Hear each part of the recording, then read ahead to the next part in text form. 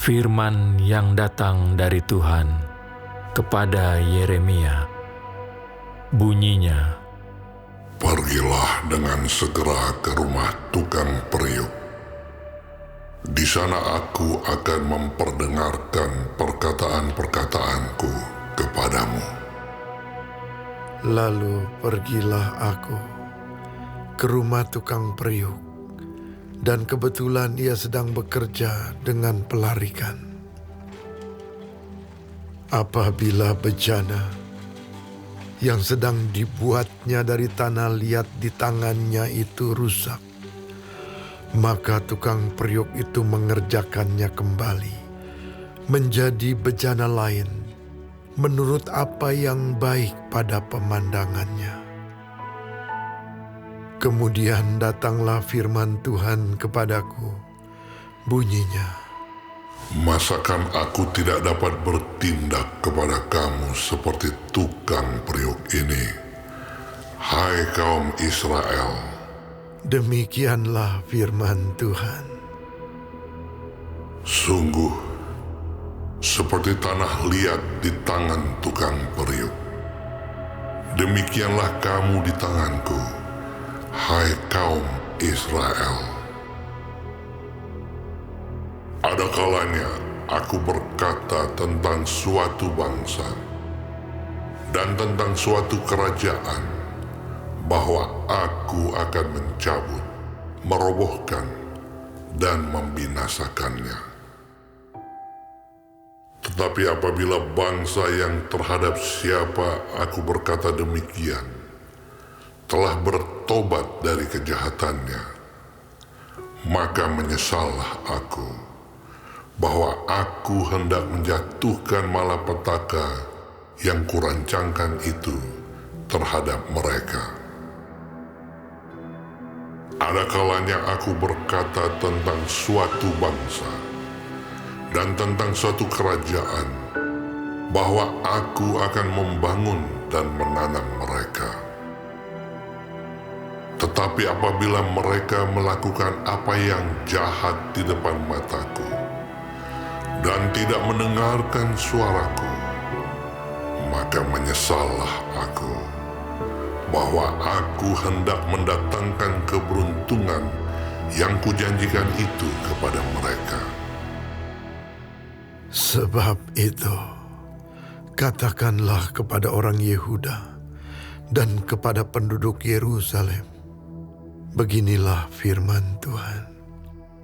Sesungguhnya, aku ini sedang menyiapkan malapetaka terhadap kamu dan merancangkan rencana terhadap kamu. Baiklah kamu masing-masing bertobat dari tingkah langkahmu yang jahat, dan perbaikilah tingkah langkahmu dan perbuatanmu. Tetapi mereka berkata, tidak ada gunanya, sebab kami hendak berkelakuan mengikuti rencana kami sendiri, dan masing-masing hendak bertindak mengikuti kedegilan hatinya yang jahat. Sebab itu, beginilah firman Tuhan. Cobalah tanyakan di kalangan bangsa-bangsa, siapakah yang telah mendengar hal seperti ini? Anak darah Israel telah melakukan hal-hal yang sangat ngeri. Masakan salju putih akan beralih dari gunung batu Sirion. Masakan air gunung akan habis, air yang sejuk dan mengalir. Tetapi umatku telah melupakan aku. Mereka telah membakar korban kepada dewa kesia-siaan. Mereka telah tersandung jatuh di jalan-jalan mereka, yakni jalan-jalan dari dahulu kala, dan telah mengambil jalan simpangan, yakni jalan yang tidak diratakan. Maka mereka membuat negerinya menjadi kengerian. menjadi sasaran suitan untuk selamanya. Setiap orang yang melewatinya akan merasa ngeri dan akan menggeleng-gelengkan kepalanya. Seperti angin timur, aku akan menyerahkan mereka di depan musuhnya. Belakangku akan kuperlihatkan kepada mereka, dan bukan mukaku pada hari bencana mereka. Berkatalah mereka, marilah kita mengadakan persepakatan terhadap Yeremia. Sebab imam tidak akan kehabisan pengajaran. Orang bijaksana tidak akan kehabisan nasihat. Dan nabi tidak akan kehabisan firman. Marilah kita memukul dia dengan bahasanya sendiri. Dan jangan memperhatikan setiap perkataannya. perhatikanlah aku ya Tuhan, dan dengarkanlah suara pengaduanku. Akan dibalaskah kebaikan dengan kejahatan?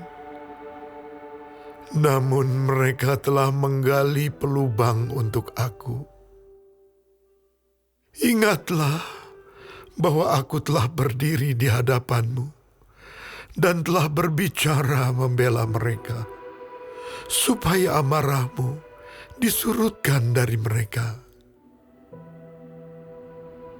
Sebab itu, serahkanlah anak-anak mereka kepada kelaparan, dan biarkanlah mereka dipancung pedang.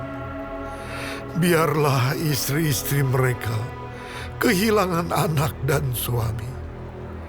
Biarlah laki-laki mereka mati oleh sampar, dan pemuda-pemuda mereka mati karena pedang di pertempuran.